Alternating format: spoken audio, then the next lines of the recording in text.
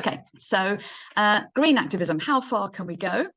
I'm Linda Ruas, and I'll tell you a little bit about my teaching contexts as we go on. This is my plan for the next hour or so. We're going to look at what stops us going as far as we'd like, how far we could go, and that's a reference to XR, or Extinction Rebellion. We'll look at my two contrasting teaching contexts that might be similar to yours, might not. This is teaching ESOL migrants in an FE college, further education college in London, and British Council consultancy in sub-Saharan Africa. Sorry about all the acronyms, I'm just fitting a lot into a small space. We're going to look at what activism other people have done in class, specifically lots of things from lots of teachers in Africa I've been working with. Lovely to see lots of them here at the webinar today. Different types and levels of activism, lots of tasks like this radical phonology, support groups and resources. I hope that's okay with everyone. First question then is, what stops us being as political as we would like to be? What I have here is traffic lights. And I think we've really got to remember these, especially the red. I would say red is danger. If you think, or if you feel you're putting yourself or the learners in danger of anything by bringing these issues into the classroom, then don't. If it's danger of arrest, danger of losing your job, personal attacks, abuse, anything like that, you need to find out about this beforehand. And there are, of course, many teaching contexts around the world where you're not allowed to bring anything, even remotely political, into the classroom. The amber there represents fear. And a lot of teachers, I think, feel afraid of bringing things like the climate crisis into class because they're afraid of being labelled the teacher who does the climate crisis all the time. They're afraid of maybe some unwritten rules from the school authorities. They're afraid of learners arguing, maybe afraid of the unknown. When you bring in things which are messy and chaotic, like the climate crisis and politics, then there are lots of unknowns involved. And maybe afraid of straying away from the syllabus, which maybe you feel you have to follow religiously. The green at the bottom, though, I think we're all concerned about balance. And I think this is where we can go happily onward, but bearing in mind that we need to involve some balance in class.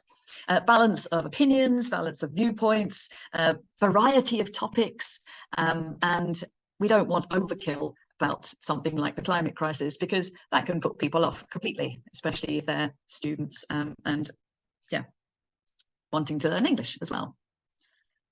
I asked my friend ChatGPT what it thinks about problems for English teachers, and these are the 6 main points that it brought up. Yeah, controversy, bias, difficult to remain neutral. Yeah, maybe we have diverse student backgrounds and we unintentionally alienate or exclude them. If we're teaching teenagers or children, then this is a very valid issue. Parental concerns, and if the parents take their children out of class because you, the teacher, are bringing politics into the classroom, then you might lose your job, obviously. Time management is an issue. Lots of teachers have very little time to cover a lot of objectives, and this, they feel, might divert precious class time away from that. And the last one, lack of expertise. Lots of teachers are trained on their training course not to go off topic. Always follow the objectives. Never bring personal opinions or politics into class. I know I was trained in that way a long, long time ago, but I have overcome that. And now I train teachers, telling them to bring lots of stuff into the classroom wherever they can. They need to build up their confidence, though. They need to try things out. They need to experiment, see how it goes, and build their confidence.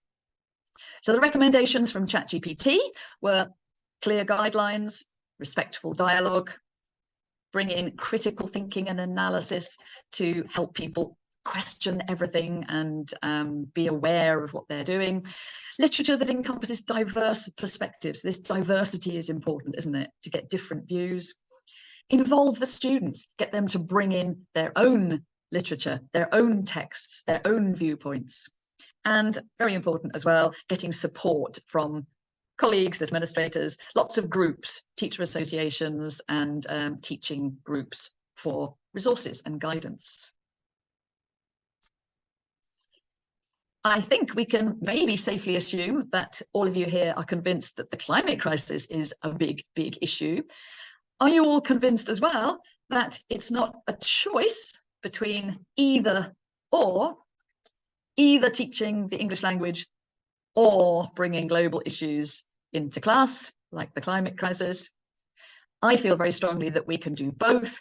We're really lucky in teaching English because our content is free. The language that we're teaching can be applied to and read about, spoken about, written about in any context that we choose. So we've got the grammar, we've got the vocabulary, we've got the skills to develop, and we are often free to bring in or change or adapt our context. Why not the climate crisis? Now, today, as you probably know, is, of course, Black Friday. You're not all out at the shops spending all your money, as the governments have told us we should do. I know it's Black Friday in the States, in England, in several other countries. If it's not in your country, then this is the day when everybody tells you, go out, get a special offer, spend all your money, contribute to the consumerism and capitalism of the country by buying. But this is the power of special days in that we can not do that. There's another day that has grown up by the side of Black Friday, which is Buy Nothing Day. And this is lovely because this is activism by not doing anything. All you have to do is stay at home or go for a nice walk or a run, and you're actively boycotting Black Friday. Now, this is related to the climate crisis, of course. The more we buy, the more resources we use, the more energy we use as well. And we can do lots of activities in class, like things I've done, debating the pros and cons of Black Friday versus Buy Nothing Day. In a debate, of course, we get students' viewpoints. They can research, they can bring in their own ideas. Social media posts, they can do a competition of what they actually believe, whether they're going to encourage people to spend all their money or buy nothing. And you can do a likes competition, maybe. Writing persuasive leaflets. And one of my favorites is this guerilla leafleting, a nice form of activism, where they write their persuasive leaflets to persuade people to boycott Black Friday and buy nothing. And they leave their leaflet on a bus or in another special place that they think people might pick it up and read it. And my students love doing that because they feel the power of spreading their viewpoints, their opinions. We can use special days all the time in our teaching. There are so many of them during the year, and it's a wonderful excuse as a warmer, maybe 5 minutes at the beginning of the lesson, just a little task like that, or a cooler at the end of the lesson to raise students' awareness and show them what can be done. We're going to look at another couple of activities now. What about this with Greta Thunberg? Recently with my ESOL class in the UK, the students all read Greta Thunberg's book, did a lovely role play between Greta Thunberg and Rishi Sunak, the Prime Minister of the UK, about the climate crisis. We asked ChatGPT to give us an imaginary, of course, conversation between Greta and Rishi. They read that, they repeated the role play, and they were far better afterwards from having read a really good role play. So this looks like a simple task in class. You've brought the climate crisis in, they're all reading about it, speaking about it. But this is complicating matters now. In October this year, Greta was arrested and charged with a public order offence.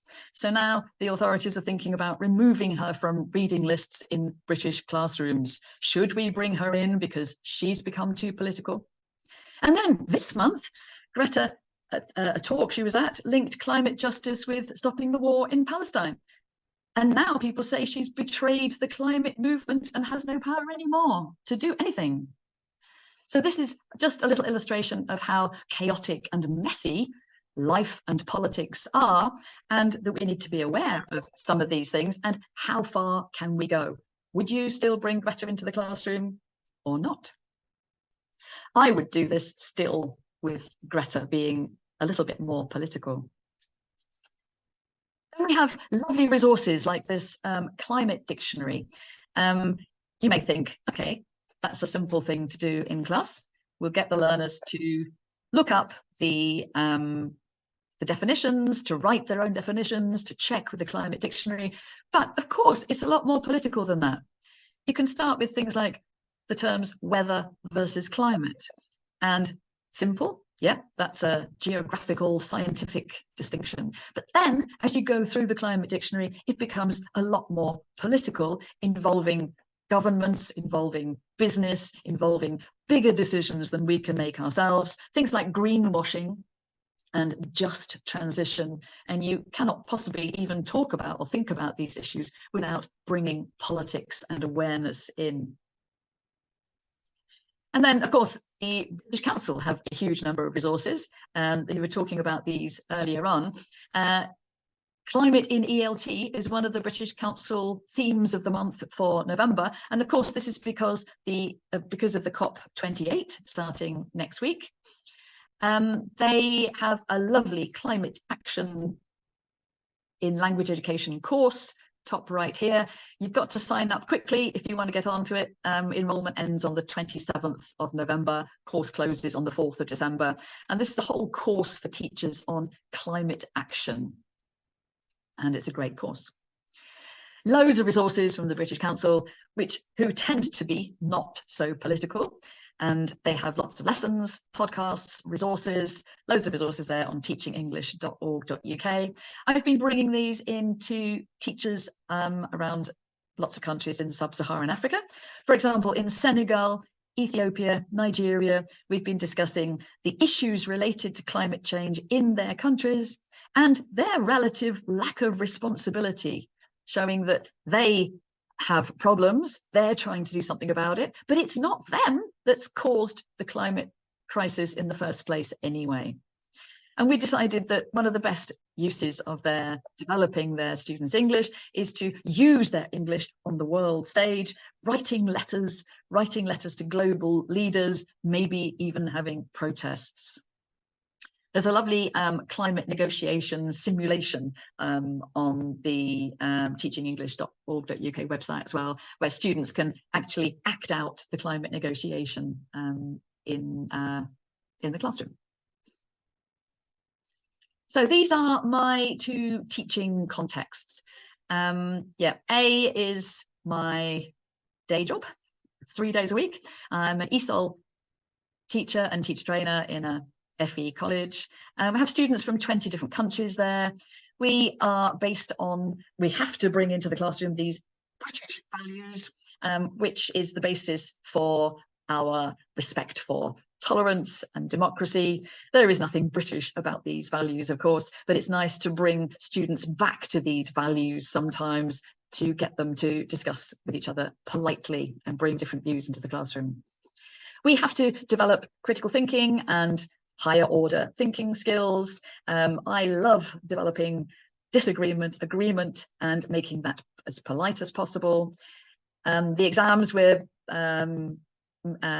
preparing our students for involve a lot of authentic letter writing, and this makes it much more authentic if they have a reason for their letter and an audience in mind. And we do visits with students as well.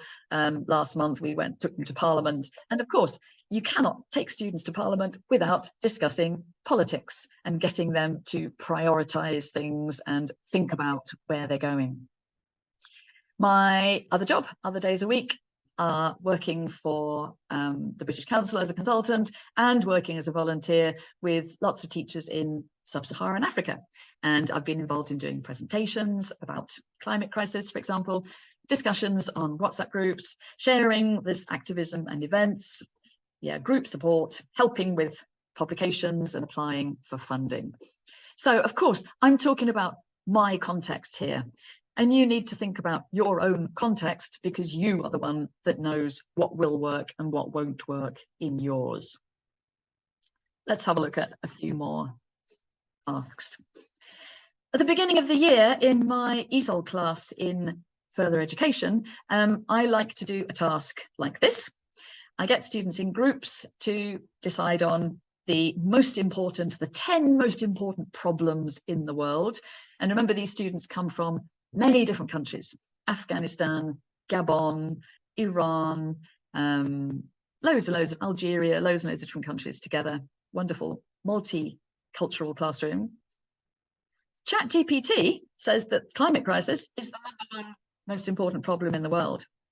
But none of my groups included climate crisis at all in their top 10, which I thought was really interesting. And I wondered why.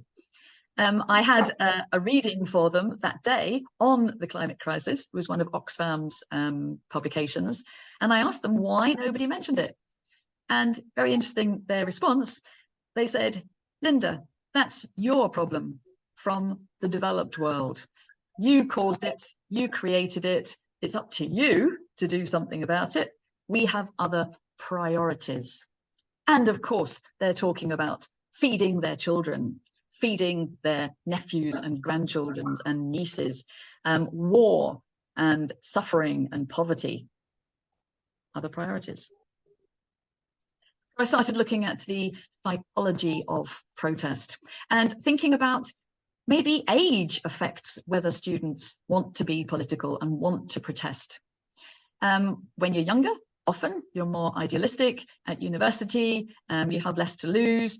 When you get a little bit older and maybe you have children and a family, a lot of your brain space and energy is protecting those children and that family unit. Most of my students in the class are aged between 25 and 50, and they're in that middle life phase when they're protecting people and they're not so expansive and wanting to protest. And then after that, as we near retirement age, often we get a little bit braver, and it doesn't matter if people volunteering or protesting get arrested if they're nearing retirement age, because they've got less to lose. No jobs to lose, and lots of people for the Extinction Rebellion nearing retirement age, they're the ones that are arrested most. Maybe age is a factor. Country of origin and experience, of course, is a big factor with my students. And if they've come from a country where they have seen people being shot or arrested in terrible circumstances in protests, of course, they will not want to go to protests on the streets in the UK or go anywhere near anything which remotely reminds them of that. A few issues here to do with psychology. Apparently it depends on the strength of identification with the issue. How much do they identify with it? What emotions do they feel about it? Is it anger? Is it empathy? And how strongly they believe that the group protesting will do something about it and be able to achieve anything. Now, obviously, they're not going to identify with the issue if they don't know much about it. So one of our roles as teachers is to bring the things into the classroom to show them in the first place. How far can we go? Again, that's up to us. So one thing here, what about showing films? That would be a nice way of getting students to know these sort of things. But lots of the films about the climate crisis are quite scary. I don't know if you've seen The Age of Stupid or An Inconvenient Truth. When The Age of Stupid came out 10 years ago, maybe, I really loved the film and the way it made you think about what you're doing, why. But I think to students with trauma experience, for example, it could be really bad to watch that. And I gave students an option, showed the films after class, in the evenings, in the lunchtime, and got students to come if they wanted to see it. So an option is often a good way of getting students familiar with things. Over to the African context now, and this is wonderful because these are lots of teachers in our WhatsApp group who are involving their whole schools, their classes, their institutions, and they're getting everybody involved in active gardening, nutrition. There's Catherine in Tanzania, who's been doing lots of big projects with her schools involving everybody, and she has moved on to other big contentious issues as well, working with period products as well. Rukia in Kenya has started environmental conservation groups. She's got this Be the Hummingbird contest, which is lovely.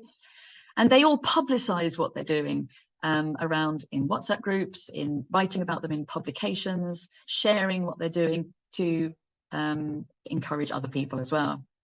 Mado in Cameroon with sustainable agriculture, and Clemence in Burkina Faso. She moved her class out to sit under a tree to teach, to talk about nature. And she did a massive rubbish clear up in their school, getting everybody involved and talking to them all about why they're doing this.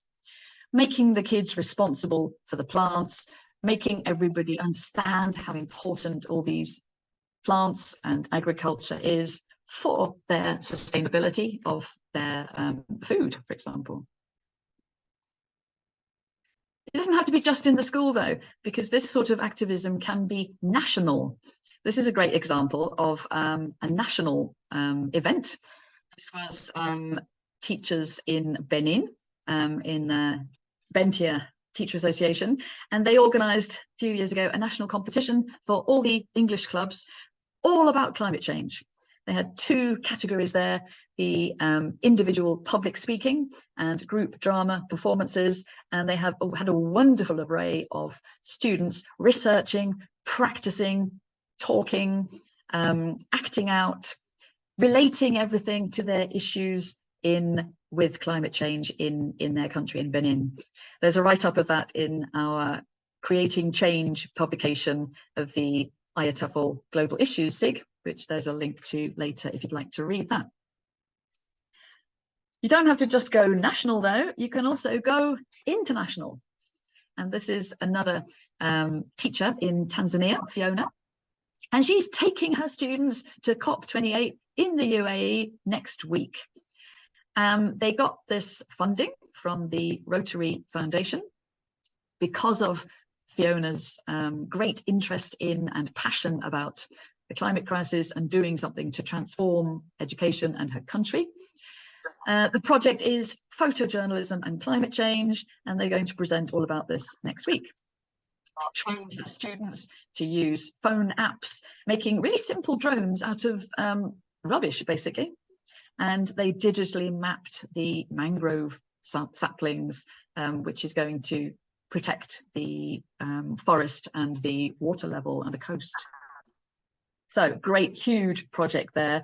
And it's great to be working with all these wonderful teachers in different countries around Africa doing such amazing, wonderful things with their classes. We can work on our institutions as well, though. Or we can try.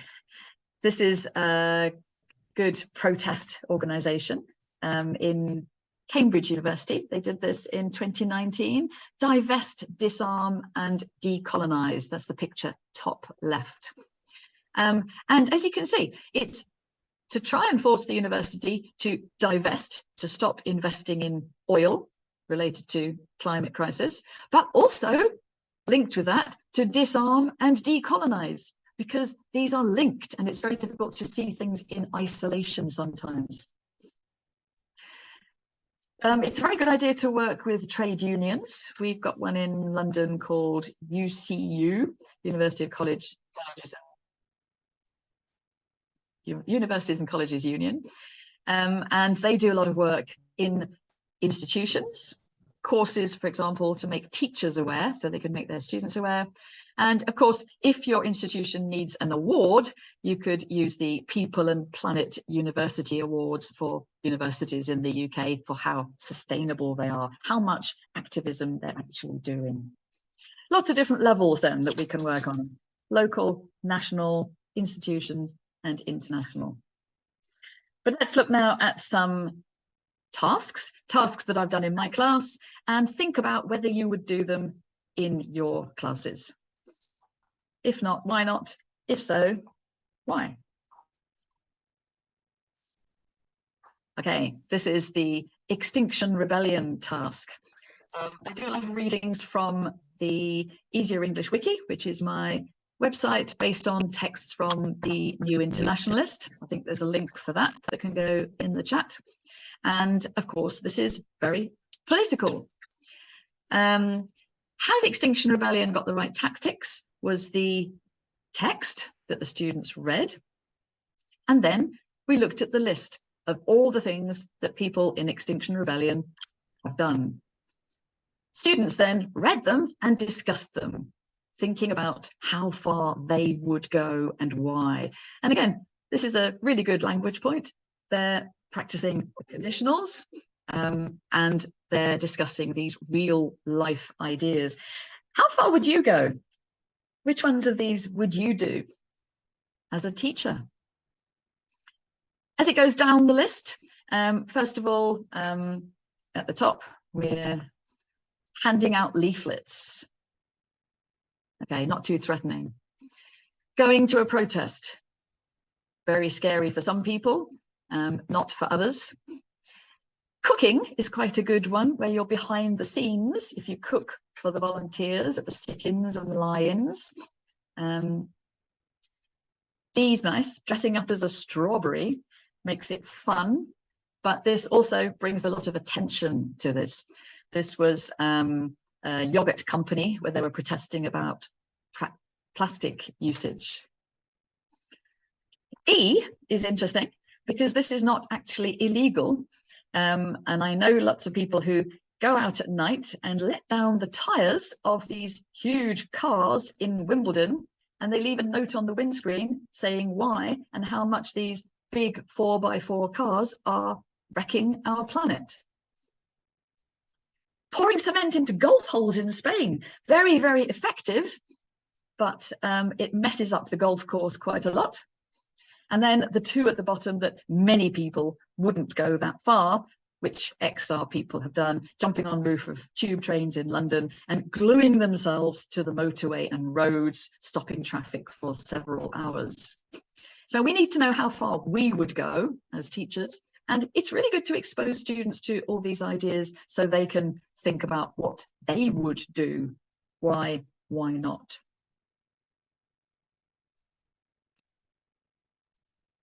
Because, of course, we have different types of activism.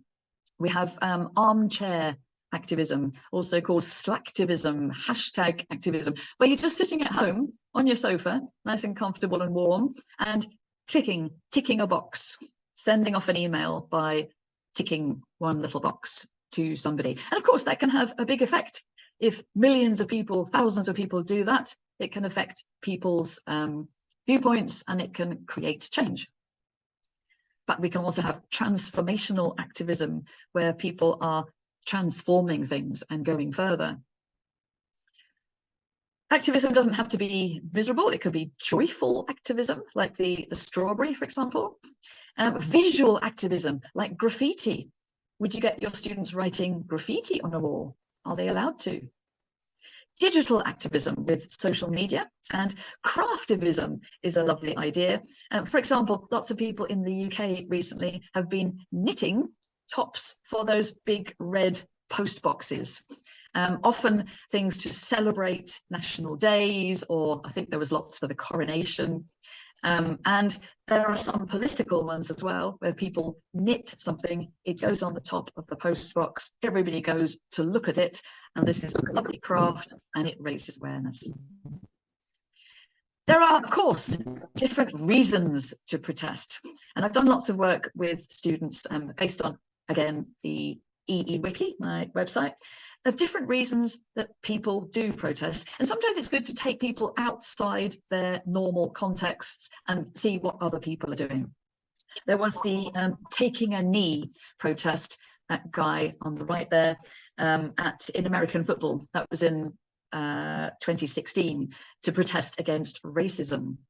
And there was a lovely protest in France that went on for a while, where women went into big business meetings wearing beards. A lovely, harmless protest. Nobody was suffering. It just made a huge point and everybody started thinking about women, feminism. Here's another task. And this one was inspired by a past Prime Minister of ours called Theresa May, picture there top right. And she was asked one day on a discussion interview, what was the naughtiest thing she'd ever done? And she said, running through a cornfield when I was a child. And so I started thinking, and so did many other people around the UK, has she done worse things than that? Yes, and probably she has. I got my students to list a huge number of things that the UK government has done in the last few years. They could research, they could look up and discuss about these. Of course, not all related to the climate crisis, but that's not their number one priority some of the time. They made a list and I took some of those points. Here are 6 on the left, put them on the board, and then got them to discuss in groups, which is the worst. Again, this has got a language point, a language focus. They're discussing using comparatives and superlatives, and it really pushes them to see what they really think about these issues. And we've got things like drilling for oil related to the climate crisis, selling arms to other countries, allowing the referendum on Brexit, illegal parties during COVID, expense claims and university tuition fees, things that affect all my students. And they all decided it was allowing the referendum on Brexit, which was the worst one out of all of these. Interesting. After the government, though, the political bit, I moved on to myself. And I think it's really important that I feel that I'm honest with my students and don't set myself up to be a perfect human being who is totally sustainable. Now, in my list here, I've chosen 6 things that I have done in the past, and I put these on the board and got them to decide in their groups to put them in order, to rank them. Okay. I do feel guilty about flying quite a lot recently, but I do have a new granddaughter, a baby granddaughter in Portugal, and I have to go and see her. I do feel guilty about driving to work, but I do stop 2/3 of the way and walk the rest of the way, and it would take me so much longer if I didn't. So this is my life. They don't have to be perfect either. What do you think they decided was the worst out of all of those? The worst one my students decided on was C, arguing with my 91-year-old parents about politics. I told my parents this and my parents laughed and said, ha, ha, ha, maybe they don't understand that in the UK, you're allowed to argue with your parents. So I have my parents' approval to argue with them about politics. And it's about standpoint, I think, about the type of newspapers that I read, that they read, and about the ability to argue about it. Okay, so some of these are related to the climate crisis, eating meat, vegetarianism. It gets lots of discussion about that, about flying, about driving. And this is climate crisis ideas, political ideas in the context of the rest of life. After that, I get them to decide on some things that they wouldn't mind talking about, and they talk about and rank their own ideas too. Would you do this task in class? And then radical phonology. I love this task. So students need to think about what's really, really, really important to them. So important that they'd make a protest banner about and shout it on the streets. Here are the stages.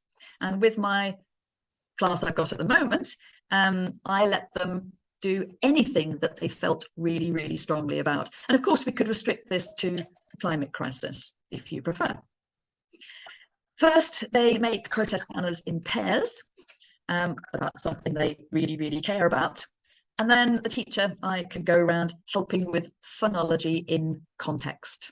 And this is a very good excuse to work on sounds, consonant clusters, for example, stress, intonation, the confidence with saying things even louder.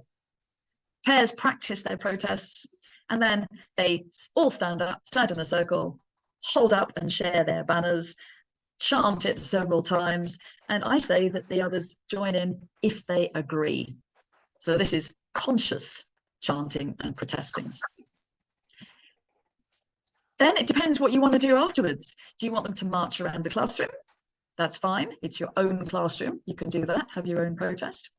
Do you want them to march around the school? Do you want them to march around the local area?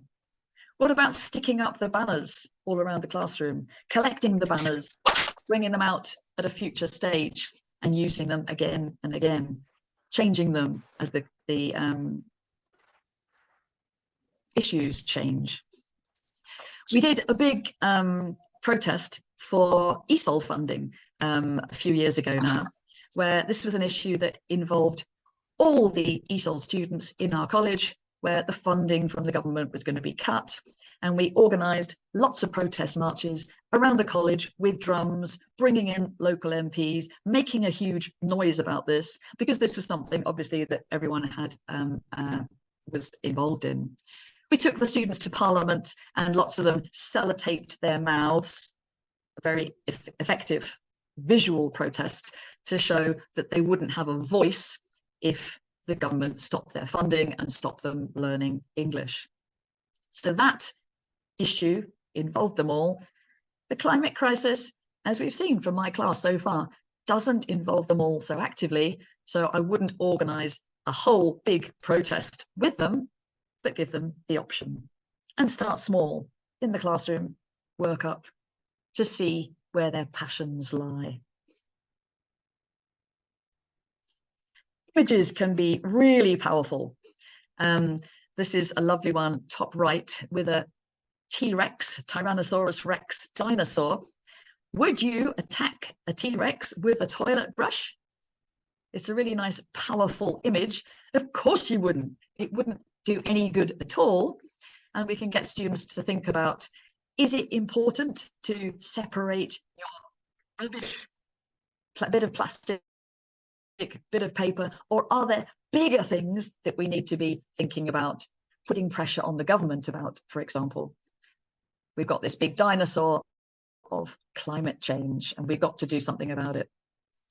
The second picture here is a very effective picture as well, with the big waves of the climate crisis coming at us and our responses. So lots of people like to say, we're all in the same boat, but of course we're not. We're all in the same storm, but we're all in different boats. And of course, this again is very political. The people who have the huge, big liners, they are far more protected. And of course, it's the people from the countries who have less protection and less money that need more help. How are we going to get the government to change that? There are loads of free resources. This is a lovely one that I use with my students. It's free online from Global Justice Now, and it's called The Case for Climate Justice. It's an e-reader, e-magazine. There are loads of others. If you look at Oxfam, WWF, World Wildlife Fund, which do a lot for primary schools, Amnesty International have some courses. All of these big activist campaigning groups produce lots of really beautiful materials that we can use. And if you look at this, there's loads of issues here related to climate justice: business wrecking the planet, corporate power driving climate breakdown, colonialism, racism, and how that interacts, and the historical viewpoint as well. It's also great for getting students to understand graphic images and this comic style feature. It finishes on a nice positive note. Another world is possible. What are we going to do about it? And then there's letter writing and social media. There's a lovely campaign at the moment from Greenpeace with this Coral, the octo-activist, who emerged out of the River Thames just outside the Houses of Parliament. A lovely big visual image.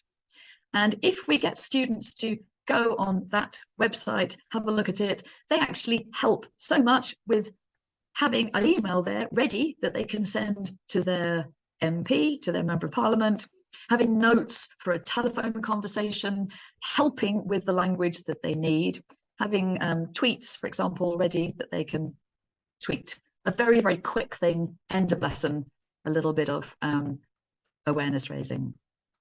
And in the UK, we also have this Write to Them website where you put your postcode in and you get your politicians, national, local, coming up, send the letter to them. And there's nothing more motivating than getting a letter back from your MP, except when the MP says they can't do anything about the issue. And another one, maybe this is even more political. This is a lovely way of bringing activism into class and politics by theatre. This is remote theatre. This is a lovely play called Welcome to Earth. And this is by the Hands Up project, which links schools around the world with schools in Palestine. And they were doing lots of work in COVID. Lovely play where people come from another planet and they see all the terrible things that are happening on our Earth. These weapons kill the children. Many people are still hungry. What about the weather and the climate as well? The weather's getting worse. The ice is melting. And then, should they leave? Should they stay? They decide to stay in this planet and make it a better place. So just showing a play like this is political, can be activism, acting it out with students, doing it in a performance, online or in person, can be a wonderful way of bringing these issues to our students as well. So, would you or wouldn't you? Why not? These are all the things I've touched on very briefly. Sorry, there's so much in this. Would you bring Greta Thunberg in? What about Extinction Rebellion? Different types of activism and protests. Projects involving the whole school. The worst things task, number 4. Would you do that? Radical phonology. Number 6, using those materials and resources from these political campaigning groups. 7, bringing in these different issues which are all related. Political images, petitions, social media, writing to MPs, and the Welcome to Earth Hands Up project play. My summary then, this is my personal take. How political can we get? I think we need to get as political as we can. And in my context, I'm allowed to. As Paulo Freire said, language is never neutral. We can't actually be neutral in class. And we need to prepare learners for the world where language is not neutral. We don't want to stop them going to certain topics. We don't want to censor their input, and we need to prepare them for the real world, which is messy, political, and chaotic. The more radical a person is, the more fully he or she enters into reality, so that knowing it better, he or she can transform it. And this is the key to changing things, being a bit more radical than we feel comfortably we should be. And I feel quite strongly that there's often far more important things going on in my classes than the actual language itself. What's more important, grammar or the content, the opinions, the views? I think the views are far more important, and I think we're learning English, we're teaching English to develop the students' voices, and then they can use that voice to change what they want to change. My personal guides that guide me are, we have to respect the context. We have to respect the students. I think it's a really good idea to show and discuss different options, different things students can do if they want to, and they have the choice whether they do them or not. We can't force them to. And it's often really good to use these external measures as guides, like the Sustainable Development Goals and human rights. And of course, these are points that all the world leaders have agreed upon. And so there can't be any harm bringing them into class because the whole world has agreed that they are important. My tips, bottom left, are to experiment, try things out. You're never going to know until you try them. And I do think people need to build their confidence in this area by bringing political things like activism, green activism into class. And maybe have a plan B. Sometimes the mood in the class is not right. You don't want to go ahead with it. Have something else to do instead. And then I've had a few lovely things happen recently in class where this top of the green list here, a Chinese student came up to me and said, I just ran my first sustainable fashion workshop in Chinese. When my English is better, I'm going to do it in English as well. She's a fashion designer from China, and she really wants to make clothes, fashion more sustainable. The Colombian student in my class as well, who really wants to repair the drains with leaks in his whole housing estate. He asked me for help, and we looked at some letters. We showed his letters to the class. The class are supporting him on this, and we're doing tweets and and writing articles about it to try and help repair these drains. The Afghani student who brought her children on the climate march. The teachers in Guinea-Bissau who have been doing all this tree planting in schools. There's a picture of the children there, and they're getting the children responsible for nature and for these trees that are very difficult to grow there in the heat, extreme heat. But they've named the trees after the individual children, so they feel responsible for watering them. Teachers in Benin who have, this teacher is a vegetarian, almost unknown in Benin, who's written lessons about becoming vegetarian to save the planet and shared this on social media. Other students have started working on things, issues and activism with other areas, like, for example, the Nepali student who's working with victims of domestic violence, and the Algerian trainee who started working with teachers in Algeria. And these are people who are inspired to do something and change things. And they know I will love it when they tell me of these little stories, and we share them with the class to see what else other people can do. Here are all my links, which I think might have been shared in the chat, but I'll put this on the PDF, which I'm sharing with Chris. And I'd like to thank you very much for coming and say that questions and disagreements are very welcome.